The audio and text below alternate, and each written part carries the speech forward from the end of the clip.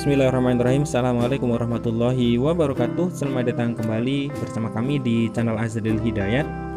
Dalam kesempatan kali ini, dalam video ini kami sampaikan beberapa informasi terkait dengan pelaksanaan P3K untuk guru ya di tahun 2022. Akan kami sampaikan beberapa proses rekrutmen yang nantinya akan dilakukan dalam pelaksanaan P3K guru di tahun 2022 ini, karena telah beredar dari Menpan RB terkait dengan adanya perbedaan atau adanya perbaikan dalam seleksi P3 guru yang nantinya akan dilakukan di tahun 2022. Minimal ada 3 proses seleksi yang tentunya dengan peserta yang berbeda di masing-masing proses seleksinya atau kriteria proses seleksinya. Nah, namun sebelum kita masuk di pembahasan, bagi teman-teman yang baru saja menemukan channel ini, seperti biasa, silakan subscribe dan jangan lupa nyalakan lonceng notifikasinya. Terima kasih. Kita ke pembahasan. Dari paparan yang disampaikan oleh Kemenpan RB terkait dengan rencana mekanisme baru rekrutmen P3K untuk jabatan fungsional guru di tahun 2022, muncul beberapa kategori pelamar yang nantinya tentunya akan melalui proses seleksi yang berbeda di antara kategori-kategori pelamar tersebut. Nah, yang pertama adalah bagi guru-guru honorer yang sudah lulus passing grade.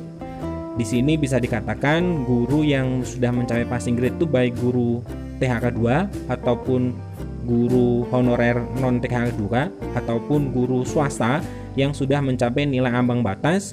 Ini akan melakukan atau melalui proses seleksi yang sangat bisa dikatakan bukan proses seleksi ya, karena ketika formasi dibuka maka guru-guru ini langsung mendapatkan formasi tanpa seleksi kembali.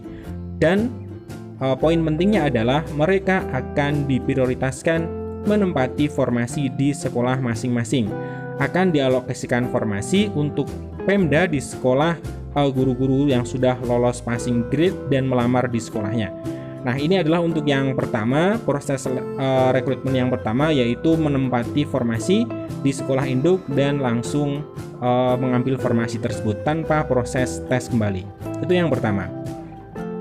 Kemudian untuk yang kedua, dari paparan Kemenpan RB tersebut ya, dikatakan bahwa proses seleksi antara pelamar baru new recruit dengan guru GTK termasuk THK 2, di sini adalah guru honorer non kategori 2 ya, yang berpengalaman tidak istemakan. Nah, jadi untuk proses seleksi yang kedua ini adalah guru honorer yang sudah berpengalaman lebih dari 3 tahun akan mendapatkan keistimewaan karena tidak bersaing dengan guru baru ya, guru baru. Nah, jadi yang masuk dalam proses seleksi yang jenis kedua ini adalah guru yang belum lulus passing grade ya di tahun 2021 dan sudah memiliki pengalaman mengajar minimal 3 tahun. Nah, kemudian untuk proses seleksi yang ketiga adalah proses yang akan dialami atau akan dilaksanakan bagi guru-guru baru atau pelamar baru, new recruit ya. Itu bisa dari guru honorer yang kurang dari 3 tahun ataupun guru-guru lulusan pendidikan profesi guru. Ini masuk di dalam proses seleksi yang ketiga. Nah, di antara proses seleksi pertama, kedua, dan ketiga tentunya adalah proses seleksi yang pertama bagi guru-guru yang sudah lolos passing grade. Ini adalah yang paling menguntungkan karena hanya melamar kemudian bisa dikatakan langsung pemberkasan ya, karena tidak melalui proses seleksi kembali. Untuk kategori yang kedua, guru yang berpengalaman, ini akan ada keistimewaan. Dan yang ketiga, proses seleksi yang ketiga bagi guru-guru honorer yang kurang dari 3 tahun ataupun lulusan PPG, ini akan mengalami proses seleksi di kategori yang ketiga. Nah, ini adalah 3 kategori atau 3 proses seleksi yang nantinya akan dilaksanakan oleh Panselnas dalam P3K guru di tahun 2022.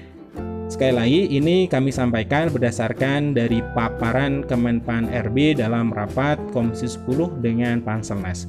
Sekian informasi dari kami, semoga bermanfaat. Assalamualaikum warahmatullahi wabarakatuh.